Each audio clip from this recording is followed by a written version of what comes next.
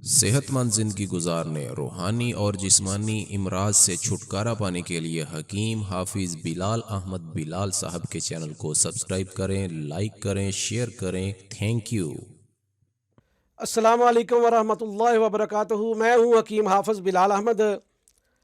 अल्लाह ताला से दुआ है कि अल्लाह आपको खुश रखे, सेहत दे, तंदुरुस्ती दे। नाजरीन, बहुत सारे दोस्तों ने ये सवाल किया है कि शुगर की वजह से जो ज़ख़म बन जाते हैं वो जल्द सही नहीं होते, वो बहुत परेशान करते हैं, तंग करते हैं और शुगर भी कंट्रोल नहीं होती। कोई अपना ऐसा मुजरब नुस्खा जो आपने बारहा लोगों को इस्तेमाल करवाया हो वो हमसे शेयर करें। तो नाजरीन, शुगर एक बहुत बड़ा मसला बन चुका है जिसने मर्दों ख़वातीन को अपनी लपेट में लिया हुआ है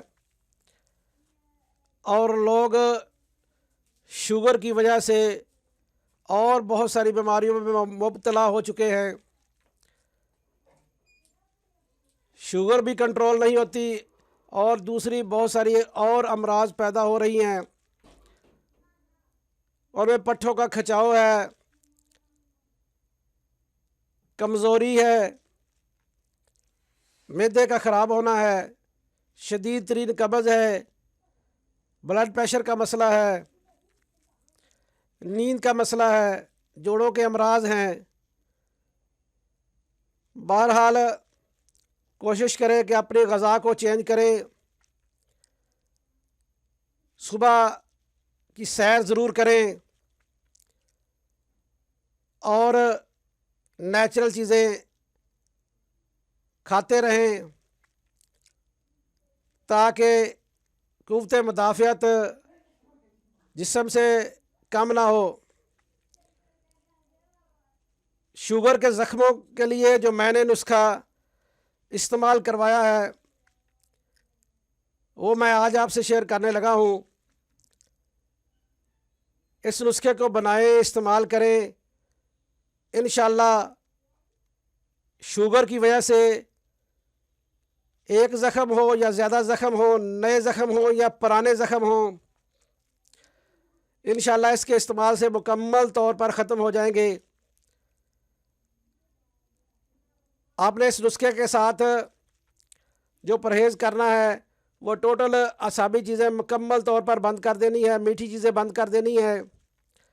उनमें गाजर है, मूली है, शलगम है, कद्दू है, टिंडे हैं, बेल वाली तोरी है, भिंडी है, अरवी है, दाल माश है, केला है, अमरूद है, मठियाइयाँ हैं। इसके अलावा बाकी सब कुछ आप इस्तेमाल करें, खाएं। जो आपने शुगर के ज़ख्मों के लिए नुस्खा इस्तेमाल करना है वो दो अज्जा पर मुश्तमिल है। एक है उसमें कुश्ता नीला थोथा। ऐसा आपने कुश्ता लेना है जो जैतून के तेल में तैयार किया गया हो। हम तो जैतून के तेल में तैयार करते हैं। 5 माशे कुश्ता नीला थोथा लेना है और सफ़ेद फटकड़ी बिरियाँ 5 तोले लेनी है। ये दो अज्जा पर मुश्तमिल नुस्खा है। कुश्ता नीला थोथा 5 माशे और फटकड़ी बिरियाँ 5 तोले। इन दोनों को 1 घंटा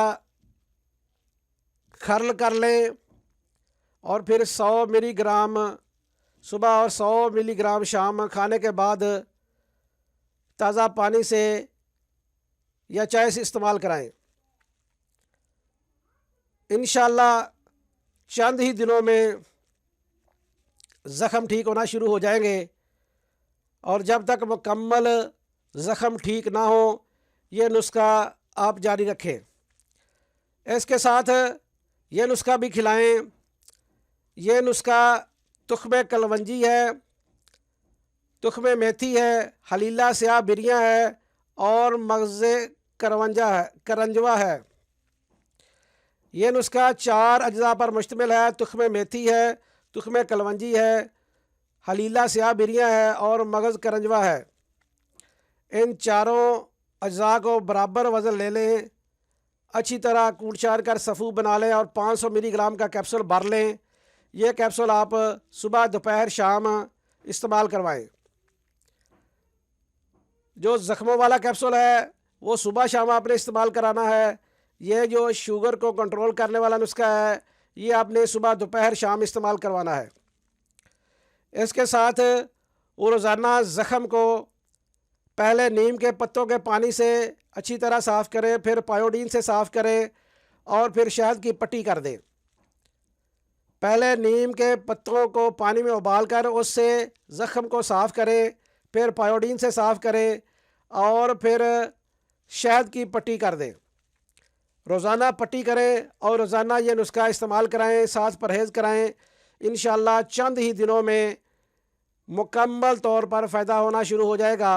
और बाज़ मरीज़ तो हमारे पास ऐसे भी आए हैं कि जिनको डॉक्टर कहते थे कि ज़ख़म की वजह से ये उंगल काटनी पड़ेगी, ये पाँव काटना पड़ेगा, ये टांग यहाँ से काटनी पड़ेगी, लेकिन अल्लाह तबारक व तआला ने इस नुस्खे की बरकत और बुज़ुर्गों की दुआओं की वजह से लोगों को शफ़ा अता फ़रमाई। आज वो नॉर्मल ज़िंदगी गुजार रहे हैं और उनके ज़ख़म भी नहीं दोबारा बन रहे। इसलिए जिनको भी शुगर की वजह से ज़ख़म बने हुए हैं और शुगर तंग करती है वो ये नुस्खा खाए और साथ ये शुगर को कंट्रोल करने वाला नुस्खा खाए और साथ शहद की पट्टी जारी रखें। इंशाअल्लाह आपको अल्लाह मुकम्मल तौर पर शफ़ा देगा। बहुत सारे लोग इस नुस्खे से शफ़ा याब हो चुके हैं। अल्लाह ताला मुझे और आप सबको अपने हिफ्ज़ व अमान में रखे से तो तंदुरुस्ती दे। अस्सलामु अलैकुम व रहमतुल्लाहि व बरकातुहू।